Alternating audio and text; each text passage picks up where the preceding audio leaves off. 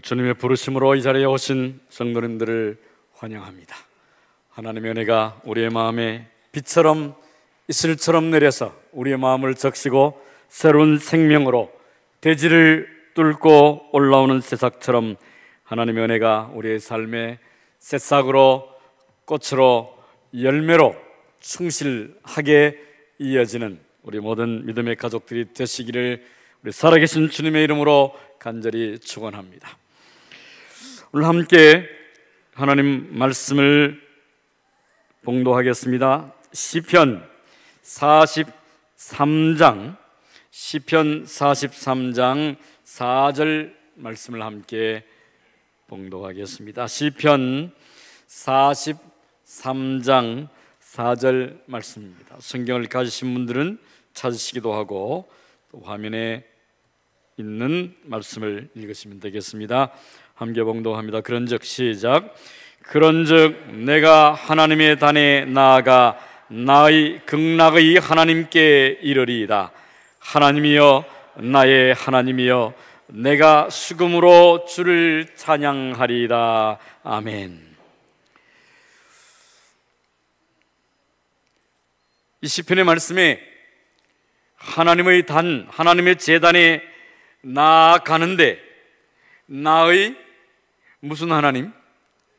극락의 하나님께 이른다고 되어 있습니다. 극락이 무엇입니까? 극락이라고 하는 말은 뭔가 좀 어색하지요? 극락은 불교 용어입니다. 기독교에서는 뭐라고 부를까요? 비슷한데 천국은 천당이라고도 부르는데 사실은 천당이라고 하는 말도 불교에서 나온 용어라고 합니다.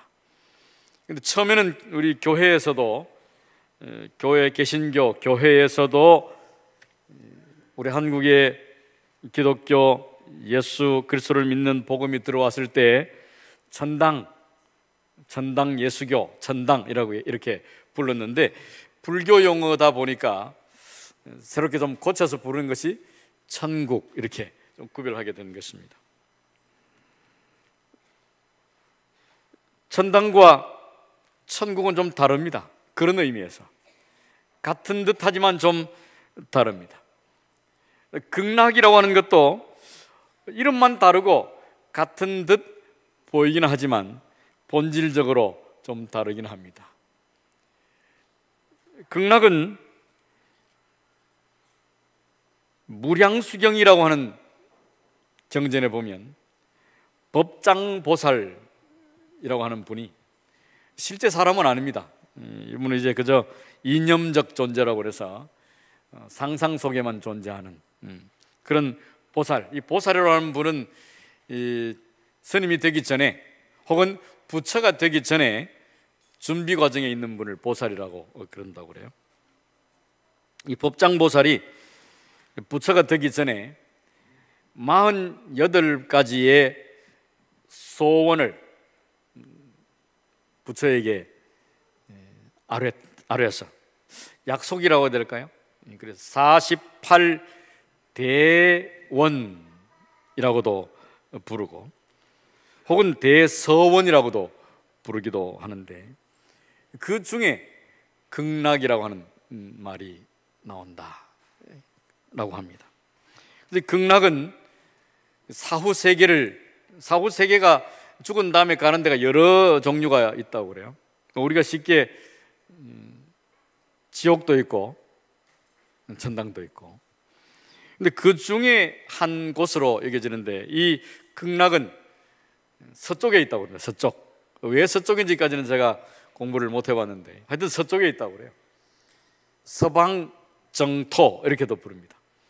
서쪽으로 쭉 가면 있는데 굉장히 먼 곳이라 차를 타고 가거나 걸어서 절대로 갈 수 없는 10만억 불국토 정도의 거리에 있다. 이것도 생각 속에 있는 거리입니다. 엄청나게 멀고 먼 그곳에 있는 것입니다. 그러면서 이 극락에 가려고 하면 특별히 아미타불을 믿으면서 그 이름을 부르고 아미타불 아미타불 이렇게 부르고 선행을 많이 쌓으면 이곳에 갈 수 있다 이렇게 합니다. 이 법장 보살이라는 분이 이런 48개의 원을 부처께 드리고 아주 긴 세월 동안, 얼마나 긴 세월인가 하면 5겁인지 6겁 동안, 이 겁이 뭔가 하면 우리가 깜짝 놀랐을 때 시겁했다 이렇게 얘기를 하는데, 이 겁이 긴 세월을 얘기하는데 한 겁을 설명을 할 때 제가 정확한지 잘 모르겠습니다. 혹시 절에 오래 다니시는 분이나 불교에 관련된 분이 잘못된 거 있으면 좀 저한테 알려주시면 좋겠네요. 한 겁, 영원이라는 시간과 겁이라고 하는 시간을 설명하기 위해서 오래전에 제가 들은 바로는 이렇습니다. 병아리 한 마리가 저기 태평양 조그만 섬에 앉아가지고 그 부리로 물 한 모금 먹고 그 다음에 하늘 한번 쳐다보고, 이 병아리는 물을 꿀떡꿀떡 이렇게 쭉쭉 빨아서 마시지 못하기 때문에 입으로 물을 콕 찍어서 묻은 물을 천정을 쳐다봐야 물이 쏙 넘어갑니다. 이렇게 먹어가지고 태평양 물을 다 마실 정도, 이렇게, 이게 뭐 겁인지 영혼인지 이렇게 설명을 한 겁이라고 그랬던 것 같아요. 또 다른 설명은 개미 한 마리가 지구만한 쇳덩어리 위에 딱 서가지고 머리띠를 두르고 결심을 단디한 다음에 걷기를 시작합니다. 물통을 한 2개 짊어지고. 그래서 또 걸어가지고 뺑뺑뺑 돌아가지고 그 개미 한 마리의 발바닥에 의해서 지구만한 쇳덩어리가 다 닳아서 없어질 정도의 시간, 그걸 5번 정도나 되도록 이 보살님이 돌을 닦아가지고 드디어 부처가 되어서 이분은 영원불멸하는 존재가 되었습니다.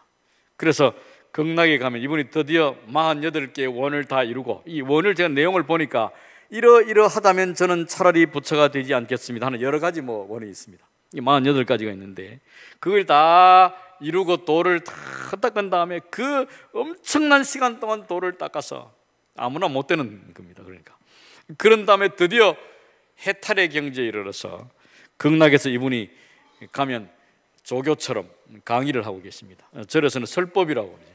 법을 설한다고 그래서 설법인데, 극락에 가면, 그런데 일반적으로 그저 이렇게 신도들이나 일반적으로 극락하면 죽어서 가는 좋은 곳, 근심이나 걱정이나 고통이나 염려가 없고 기쁨과 즐거움만 있는 곳, 그래서 절에 다니는 분들이나 혹 절에 다니지 않더라도 사람이 죽으면 뭐라고 합니까?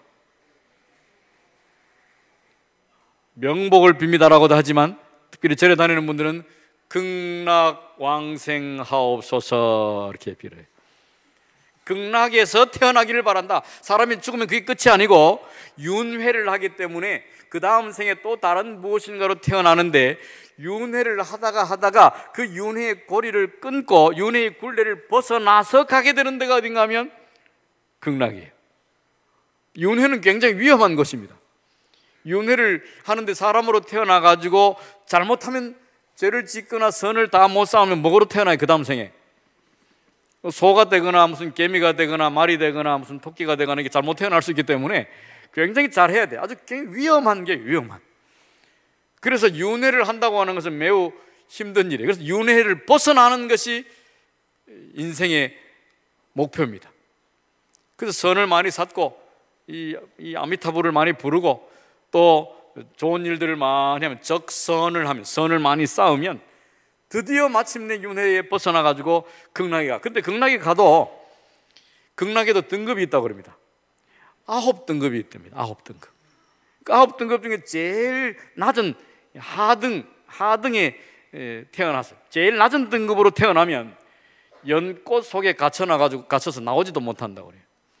그 속에 갇혀 있는데, 갇혀가지고 이제 아미타불이 강의를 하면 그 강의를 귀로만 들을 수 있는, 비디오는 못 보고 오디오로만 듣는 그런 상태. 그래도 극락에서 태어나는 것이 좋은 것은 더 이상 윤회를 하지 않아도 된다. 이제 위험성이 없는 것. 최소한 이제 이제 부처가 되기 전 단계까지 간 것입니다. 극락에 가서 또 도를 많이 닦고 설법을 잘 듣고 수행을 많이 하면 어느 순간인가 이제는 해탈을 해가지고 부처가 된다고 그래요. 좀 도전해 볼 만 할까요? 어떠신 것 같습니까? 한번 해보실 마음이 있습니까? 이때 이분이 이제 부처님이 되기 전에, 제가 처음에 저는 이걸 살펴보면서 법장 보살이라는 분이 도대체 몇 년도에 부처님이 되었나 이렇게 찾아보니까 아무리 찾아도 없어. 나중에 드디어 찾아보니 이분은 실제 사람이 아니고 이념 속에 존재하는 분이다, 이렇게 만들어진 거죠, 상상 속에서. 어쨌든 그분이 만든 것이 극락인데, 이 극락은 인본주의적 이상, 이렇게 어렵게 설명을 합니다. 사람이 추구할 수 있는, 사람이 도를 닦아서 이룰 수 있는 최고의 경지, 벌레가 되지 않고 드디어 그것을 벗어나서 부처 직전 단계까지 간 단계, 사람이 이룰 수 있는 최고 도를 열심히, 개미가 발바닥으로 지구 쇳덩어리를 닳게 하듯이 그렇게 긴 세월 동안, 그것도 잘못하면 안 되고 제대로 도를 닦아서 태평양물을 다 마시고 이렇게 하면 드디어 거기에 이른다 하는 것입니다. 이게 극락이에요. 자, 그러면 이 정도 설명을 하고, 하나님께서 극락에 계실까요, 안 계실까요? 어떤 것 같습니까? 제가 이렇게 막 이 부처님 얘기하고 도 닦는 얘기를 막 하고 나니까 하나님 거기 계실 것 같아요, 안 계실 것 같아요? 좀 못 계실 것 같죠? 얘기를 좀 해보십시오. 하나님 기쁜 마음으로 거기에 계실 것 같습니까, 못 계실 것 같습니까? 어떤 분들은 등산을 하다 보면 좋은 데는 꼭 이렇게 사찰이 있는데 안 간다고 그래. 나는 교회 다니기 때문에 절에 절대로 안 간다. 저는 구경하러 갑니다. 부처님한테 인사는 잘 안 드리지만은 저는 구경을 이렇게 갑니다. 가서 문화재도 있고, 또 그곳의 풍경이나 또 조용하고 뭐 이런 것들은 또 우리의 마음에 위로를 줄 수 있기 때문에 뭐 이렇게 구경을 할 수 있습니다. 또 어떤 분은 또 절에서 나는 향 냄새가 싫다고 이렇게 얘기하는 분도 있고. 그러면 하나님은 향 냄새를 좋아하실까, 싫어하실까?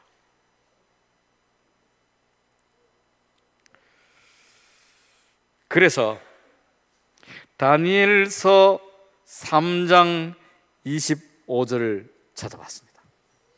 다니엘서 3장 25절에 보니까 다니엘의 친구들이 어느 날 불 속에 들어갔습니다. 불 속에. 추워서 들어갔을까요?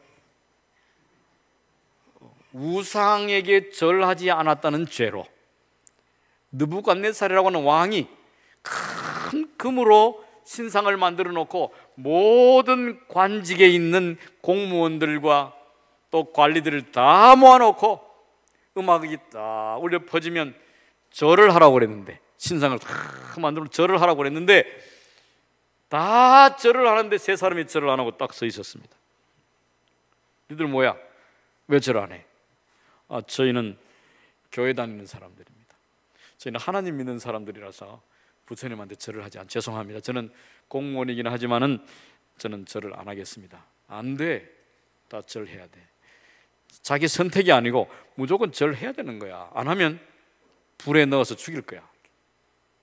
다시 한번 기회를 준다. 제발 좀 절해. 다시 음악을 탁 울립니다. 세 사람이 절해야 하네. 그 안에 딱 서 있었습니다. 우리는 죽어도 절 못하겠습니다. 성경에는 더 이상 기록이 안 돼 있는데 이 왕이 한 번 더 애원을 했던 것 같기도 해요. 제발 좀 절하면 안 될까? 나는 너희들을 참 사랑하고 아끼고 별로 죽이고 싶지 않은데, 내가 그래도 왕이 체면이 있잖아. 절 안 하면 죽인다고 그랬는데 좀 나를 봐서라 절하는 척이라도 해주면 안 될까? 내가 지금 그동안 너희들한테 얼마나 잘해줬느냐. 절하는 척이라도. 안 됩니다. 저는 절 못합니다. 그래서 왕이 할 수 없이 이 세 사람을 불에 집어넣습니다.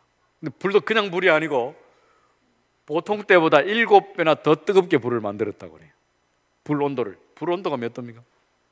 불도 온도가 굉장히 다릅니다. 어떤 불은 뭐 몇천 도, 어떤 분들은 훨씬 더 높은 온도가 있습니다.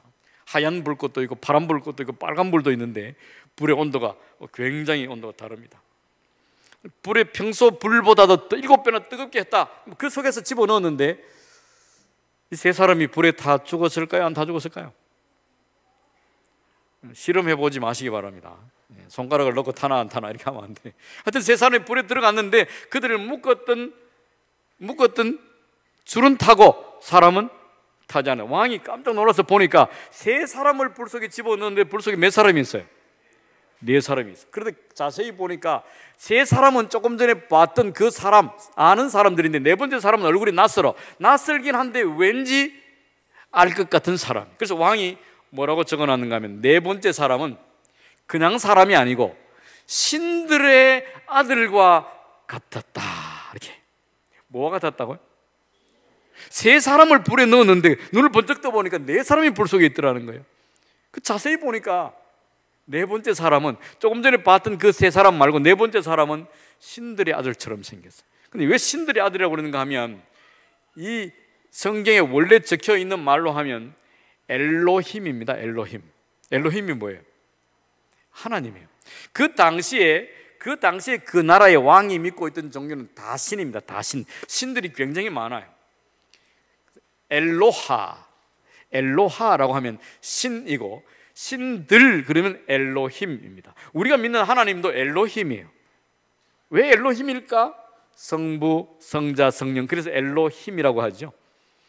그래서 그 당시에 왕이 얘기한 것도 엘로힘인데 그가 하나님을, 우리가 믿는 이 하나님 여호와 하나님을 믿었기 때문에 하나님의 아들 예수 그리스도 엘로힘의 아들 이렇게 했는지, 아니면 그가 보기에 많은 신들 중에 또 하나의 신처럼 보이는, 그러니까 신의 아들이라고 하는 이 표현이 신들 중에 하나라고 하는 표현으로 이해할 수도 있고 진짜 신들의 아들이라고도 이해를 할 수 있다. 근데 전통적으로 기독교의 많은 학자들이나 연구를 하는 분들은 신의 아들, 특별히 하나님의 아들 예수 그리스도를 묘사하는 것이다. 그러면 이방의 왕이 어떻게 예수님을 알았을까? 이스라엘 백성들이, 유대인들이 이 나라에 포로로 잡혀가서 많이 살았고, 특별히 궁궐의 높은 관직에, 그 중에 누구? 유명한 사람 다니엘도 그곳에 있었기 때문에 그들이 믿는 하나님에 관하여 설명을 자주 잘 들어서 알고 있습니다. 비록 제대로 믿진 않았지만은 하나님에 대하여 익히 알고 있어서 그 들은 바 아는 바 그 지식을 가지고 딱 보니까 그가 딱 봤는데 처음 봤지만 하나님의 아들이에요. 선지자께서도 그분은 바로 예수 그리스도셨다 이렇게 기록하고 있습니다. 예수님이, 하나님이 불 가운데 던져진 사람들과 함께 있었다고 하는 것입니다. 극락 얘기하다가 지금 불구덩이 얘기를 하고 있는데, 왜 하나님의 아들이, 그분이 예수님이 맞느냐 안 맞느냐를 떠나서 그분이 예수님이라 했을 때, 만약에 예수님이라면 왜 하나님이 불 속에 그곳에 왜 계셨죠? 왜 계셨습니까? 왜? 이유는 딱 한 가지. 왜 계셨어요? 그대가 그곳에 있기 때문이라. 내 사랑하는 아이가, 내 사랑하는 아들이 불 속에 있기 때문에 하나님도 그 속에 계실 수밖에 없었습니다. 내 자식이 불구덩이 속에 있기 때문에.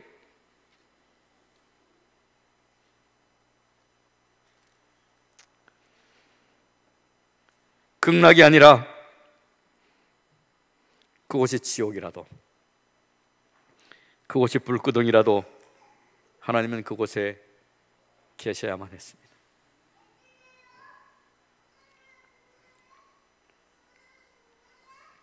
왜 하나님의 아들이 불 속에 계셨는가? 그것은 그곳에 누가, 오늘 내가 시련과 슬픔과 고통 속이라 할지라도 내가 있기에, 내가 그곳에 있기 때문에 하나님도 그곳에 계실 수밖에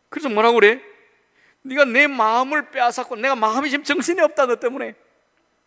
네가 너의 눈으로 나를 슬쩍 한번 쳐다보는 것 보기만 해도 내가 어떻게 되고 내가 이렇게 정신이 그냥 도망가고 너의 목에 구슬 한 개, 너 목에 목걸이 아마 이게 이제 그 솔로몬 왕 자신이 선물을 했는 건지 모르겠습니다.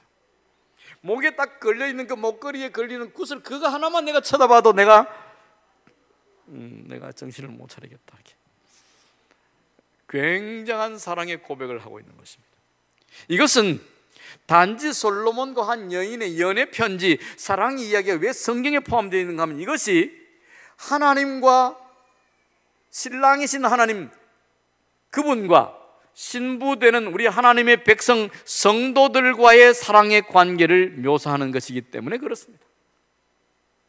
그러면 솔로몬은 우리를 사랑하시는 하나님의 입장을, 하나님의 마음을, 하나님의 연정을, 하나님의 사랑의 마음을 우리에게 표현하고 있다고 볼 수 있습니다. 조금 더 이게 아가서를 읽어보면 술람이 여인은 그냥 집에서 화장하고 곱게 몸을 단장하는 그런 여인이 아닙니다. 들에 막 뛰어다니면서 동물들을 치고 이렇게 하는. 그래서 얼굴이 까맣게 그을리고 이렇게. 쉽게 표현하면 촌 사람이 좀 시골스럽고, 물론 그 미모가 어땠는지는 우리가 다 알죠. 뭐 솔로몬 말만 들으면 세상에 미스 뭐 이렇게 그런 사람인데, 그러면서 솔직히 너는 얼굴이 검고 뭐 이렇게 얘기를 합니다. 뭐 흑인이었는지 아니면 많이 타서 그런지 어쨌든 시골에 들판을 막 뛰어다니고 일을 하느라고 거칠어진 그런 모습을, 그런데도 내가 반해가지고 정신이 없다 이렇게 얘기를 합니다. 하나님께서 오늘 우리를 보시면서 네가 하나님께 우리한테 하시는 얘기, 네가 슬쩍 나를 한번 쳐다보기만 해도 내가 어떻다고? 내가 정신을 다 잃는다. 누가 하는 얘기라고요? 하나님이 우리를 향하여. 하나님 그렇다고 말만 하면서 저 보면 그렇게 정신이 홀락 빠진다고, 제정신이 아니라고 그렇게 말만 하시면서 저를 이렇게 힘들게 하십니까? 이런 생각이 드시나요? 조금만 기다리면 돼. 조금만 기다리면 마침내 하나님께서 우리를 향한 그 고백이 얼마나 진실이었는가를 보게 된다고 말씀하십니다. 오늘 주님의 고백이 우리의 마음에 들려지게 되기를 간절히 바랍니다. 저도 저희 집사람한테 이런 고백을 한 번도, 지금도 안 하고 있지만,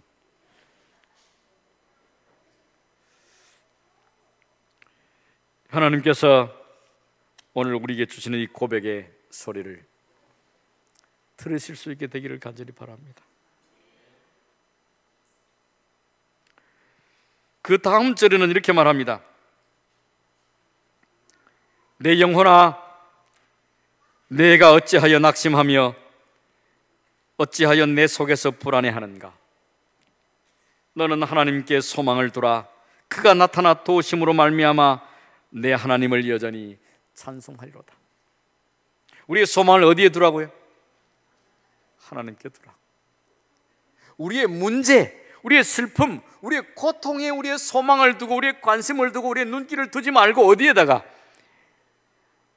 우리를 쳐다보시면서 우리의 눈길 한 번에 정신을 못 차리시고 우리의 목에 걸린 장식, 꼭 우리가 지금부터 무슨 다이아 반지, 무슨 다이아 목걸이 하지 않아도 우리에게 생긴 그것이 혹은 슬픔의 상처로 인한 흉터라 할지라도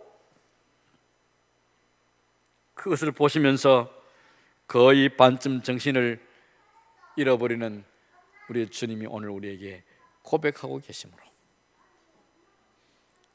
이분의 이름이 뭐라고요? 자꾸 잊어버리셔야 제가 아는 체 하기가 좋습니다. 얼마나 이쁩니까? 요거 한 개의 꽃이 한 100송이는 더 들은 것 같아요.